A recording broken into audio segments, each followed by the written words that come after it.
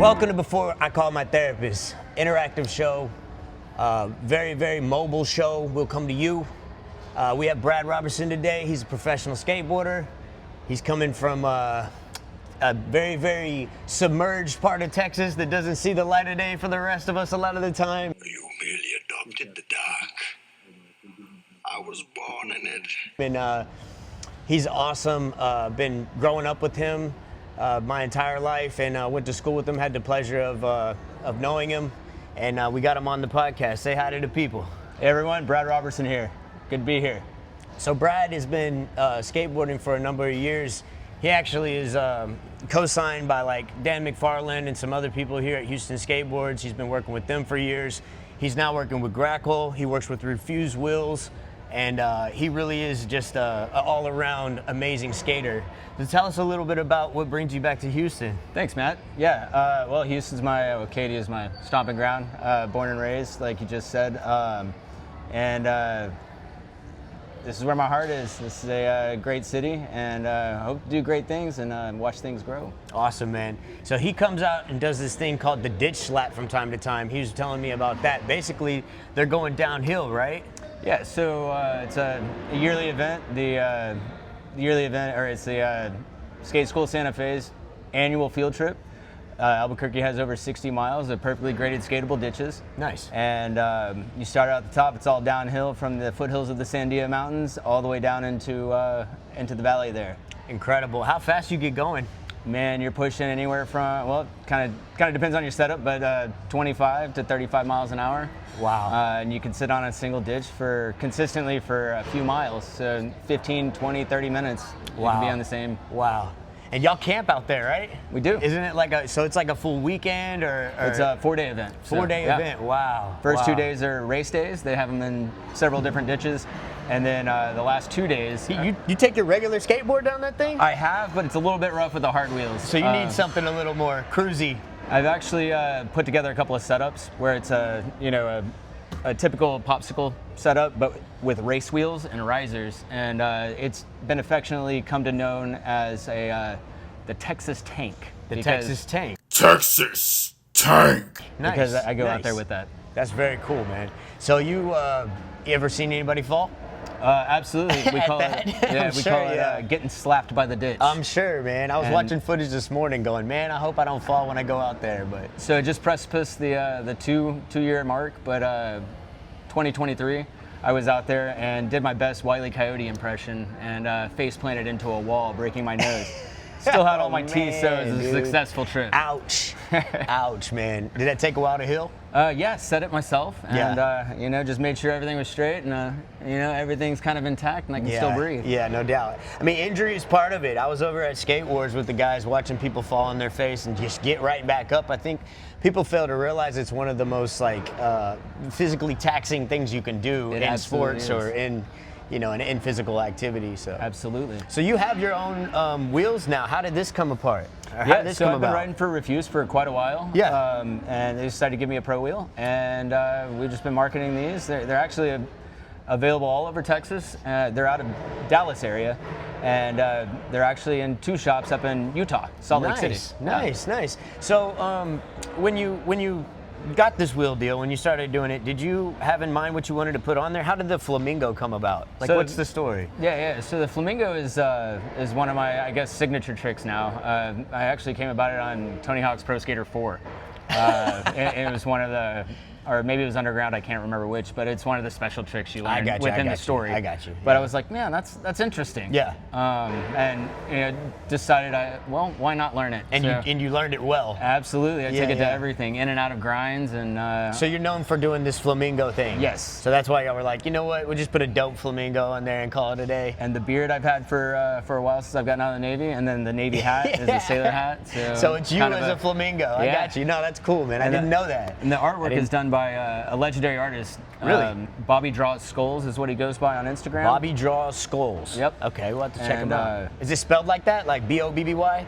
Yep. Okay, cool. Yep. Bobby Draws Skulls. All right, And we'll have to check him out. yeah, so he did the artwork, and it came out stellar. I couldn't have asked for a better art for my first wheel. It was pretty awesome, man, honestly. I wasn't expecting it. You know, when I saw you come out with that, I knew you were an awesome skater for a long time, but just like, yeah, it's like my buddy from around the corner just came out with a wheel. Like, that was like a big deal for me. So I came out and bought them right away Heck yeah, at Houston thank you. Skateboard. So, Thank you. which is also in the post downstairs right here. So, anyway, you are still pretty proactive in skating and do it a lot. Are you more into like the community building of it, or are you still doing competitions, or what kind of? So yeah, I'm still doing competitions. I'm in a town of 5,000 people, Gilmer, Texas. Wow. There's not much foot traffic there.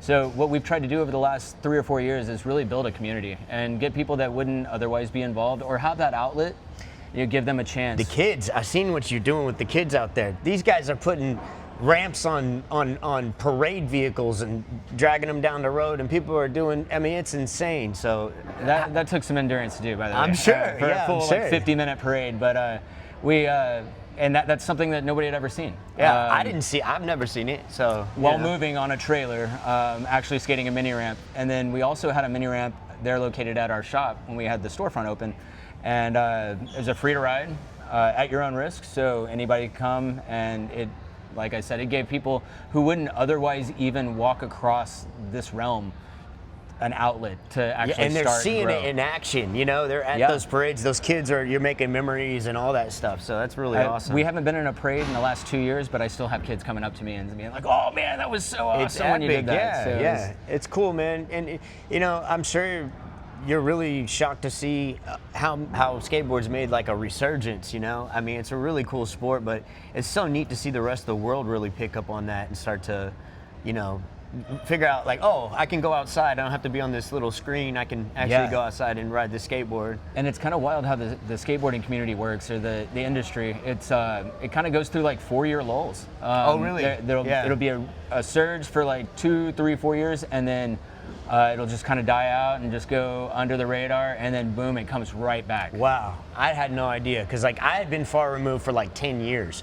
Basically, since I had kids, I kind of stopped paying attention to it as a whole, and then was like needing something to get me back outside. And I actually lost like 27 pounds on a skateboard for the first like 2-3 months I was riding. That extra fat just fell right off. So it's been great to me, and to get me outside and stuff, and great for the spirit. You know what I mean? That's a really good one for the spirit.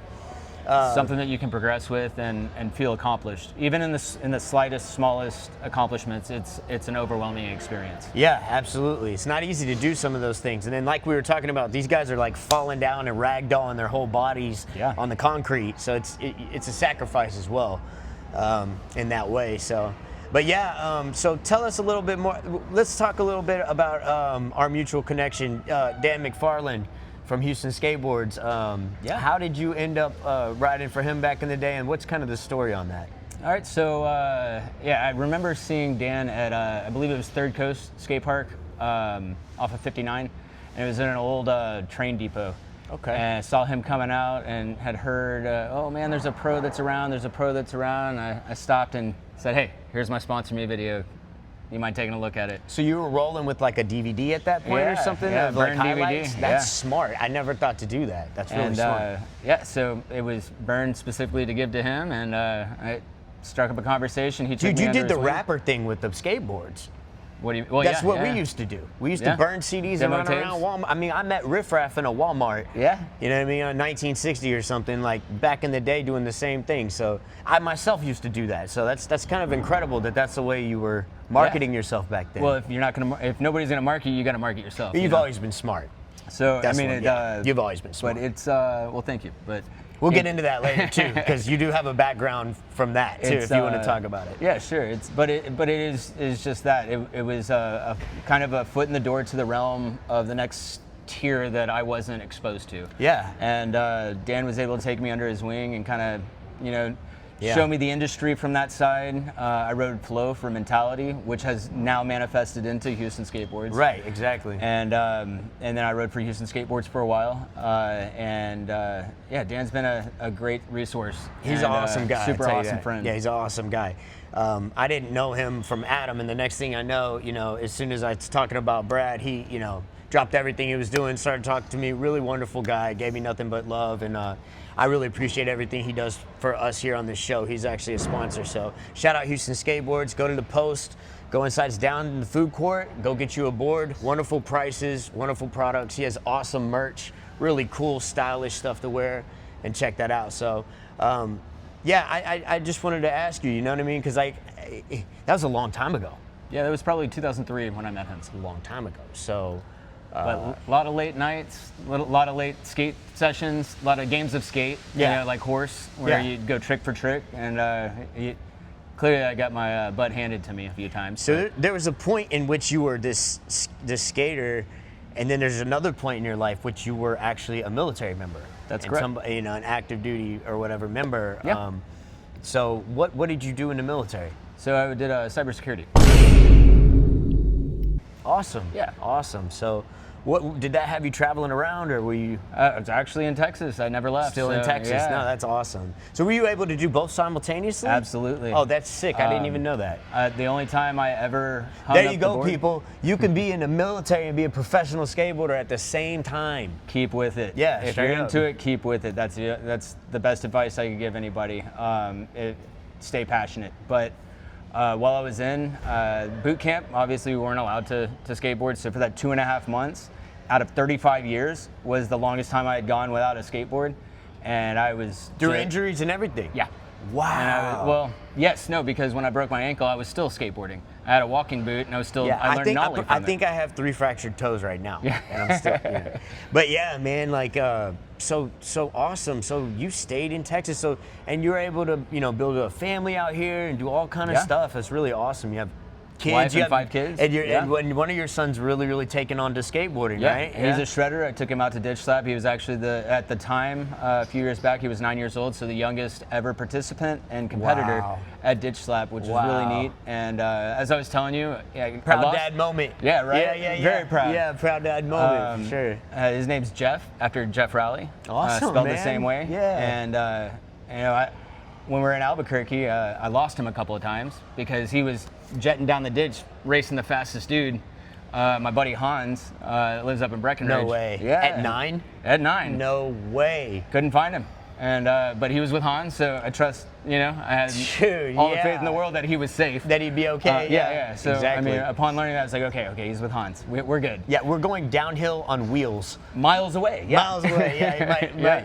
might be an incident up ahead if you're not careful, type of thing. But that you kid know? was doing coffins where you lay on your back on the board and he was Downhill? yeah, and he's blowing people away.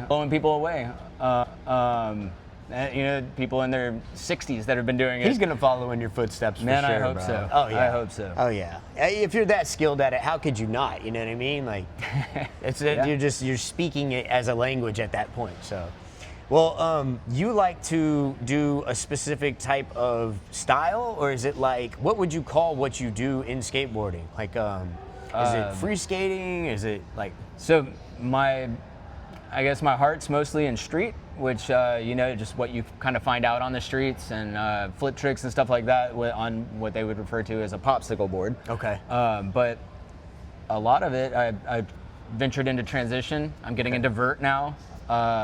I'm very timid at that. Being You're even as old telling as I me am. there's people that do distances, like marathons? Yeah, they do long distance pushing. That's wild. And I actually had Hans Frank, the gentleman I mentioned before. He does long distance competitions. Oh, wow. Ultra skate is what I believe is what it's called, but they'll go. He did a 24-hour ultra skate.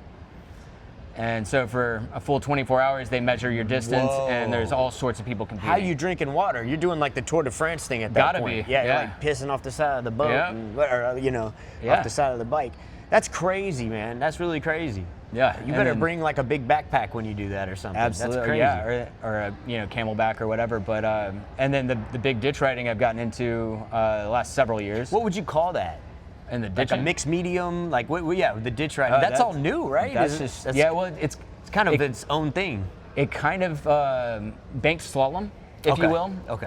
And I've also been getting into straight slalom, which you're going down and you're hitting cones that are about 2 paces apart, and you're Wow. hitting that at speeds, you're doing about 25. I was gonna say, what are the speeds? Like, Yeah, it's that's well, some of the very fastest fast. dudes, and there's actually a technique to it that I didn't know. I mean, I got in there, I was like, okay, you look around that cone, but you actually have to look 3 cones ahead. And your eyes and your mind make the decision, your body follows. Okay. So it just kind of builds from there.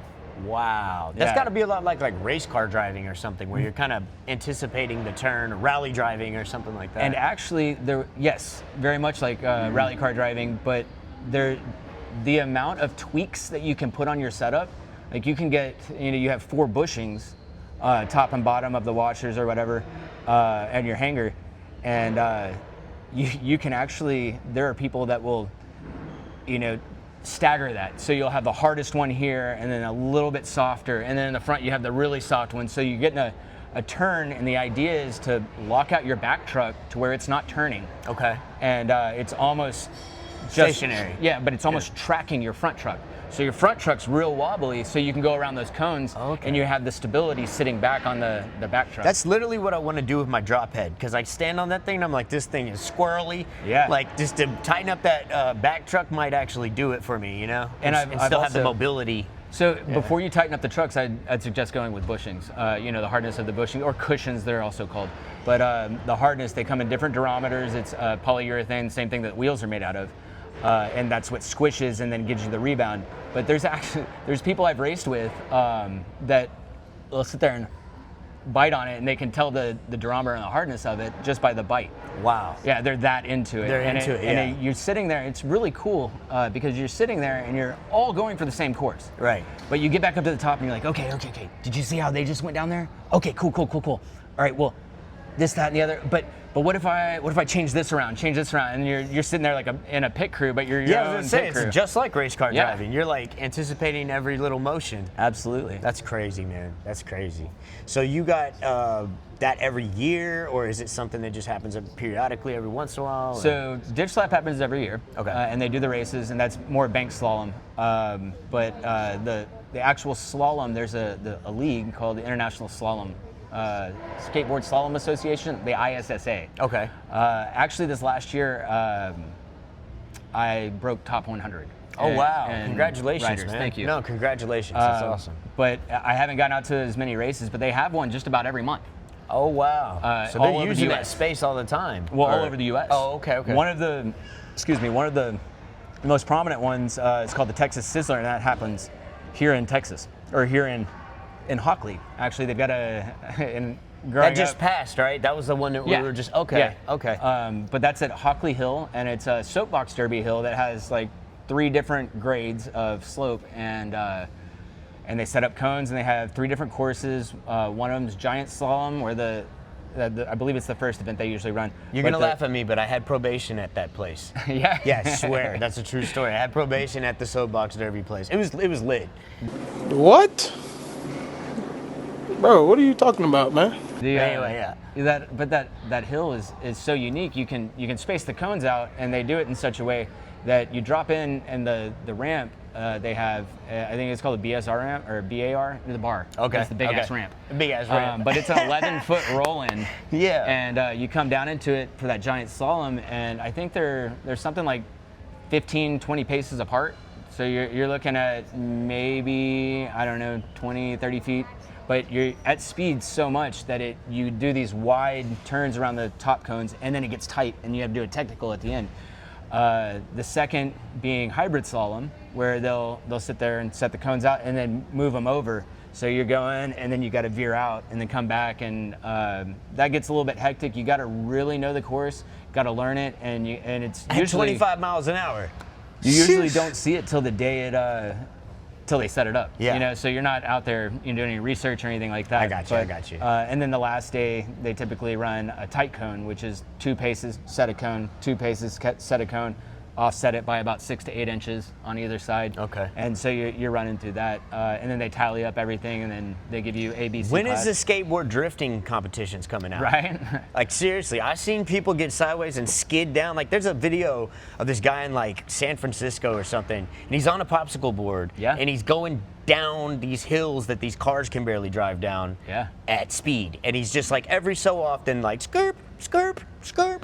Yeah. How, bro? How, bro? Because I'm just like, that blows my mind. The sport just keeps getting pushed and pushed and pushed. When you think you see like the max thing you could see, when we saw Tony Hawk do the 900, you know what I'm saying? That was mind-blowing. We were thinking that was like and now they're doing like crazier stuff, you know? So 1260s and 1080s. Dude, and that's so commonplace. It's insane, and the kids have really ramped it up too. So, now that's awesome. Well, in the kids aspect, it's really cool to finally see skateboarding as a sport grow to where there's enough understanding and enough instruction from the older crowd to then produce, prodigies. Right, exactly. It's really cool to see. Yeah, man. Some of these kids at the skate park, when I was at Skate Wars, I was absolutely blown away. There was a gentleman there that had a prosthetic leg skating. Yeah. That was killing it. Yeah. Killing it. Like and jumping in and out of the bowl, no problem. Like I couldn't even say what's up to him because he had ear pods on, but I was trying to get his attention and tell him like I want him on the podcast. He was awesome. If you see this, we want you on. But yeah, skate culture is just so amazing. It does so much for the kids. My daughter, time to time she'll not really mesh with certain crowds, but she get into that skate park and it was like full acceptance. She felt fully accepted, and that's how I felt as a kid. You know me, I was like, just like kind of in the mix with you guys, and I couldn't even ollie back in the day. Like I would go off ramps and just land hyperextended my knee and all kind of, I didn't know what I was doing, but I was just happy to be around, and these guys were always happy to show hospitality towards me. So skate culture is amazing for that reason, and a lot of kids, I urge you to go pick up a board and go try it out if you haven't tried it out. And start in the grass. Don't hurt yourself. But well, keep in mind that there are always exceptions to that. Right, but as a whole, the skate community is very accepting. Right, absolutely, yeah. So I also wanted to ask you a question about this coffee that we have sitting here. Yeah. I'm really interested in health and wellness, especially because I'm getting older. I'm sure you feel the same way, but like really in a nutshell, this stuff right here is actually some good stuff, and it can actually help you not crash after you drink it, which has got the mushrooms in it. It's got lion's mane mushrooms in it. Yep, it's a Robusta bean. I've been drinking it for probably 4 or 5 years now. Gentleman local to my area does direct trade, so it smells amazing. There's no real overhead. It's a lot more profit for the families that are growing the bean, and then he roasts it locally. He sources the lion's mane mushrooms through a sterile grow house that's in the area. Wow. And it's so like pharmaceutical grade coffee right here, guys. Talking about the good stuff. Hit up Whoa Joe. He's on my Instagram. He's right there in the handle. If you want to check him out, he's in the bio. Also check out our other sponsor, that's Jabaroma.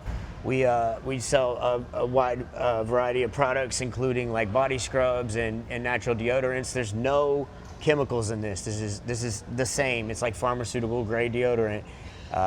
This is coming from Nature Jab. He's been making this for years for himself. So this is many years of experience rolled into this product, and it's a great product. It's perfect for skateboarding because if you want to be finished skateboarding and smell like a cup of coffee, he's actually got one of those that is pretty spot on. But keep in mind too, this is also available on TexasSkateShop.com. Awesome. Yeah, tell us a little bit about your shop, please. Yeah. Please. So I started a skate shop about 4 years ago. Okay. We had a storefront, and due to unforeseen circumstances, a couple of leaky roofs, we decided to go online only, or online exclusively, not only.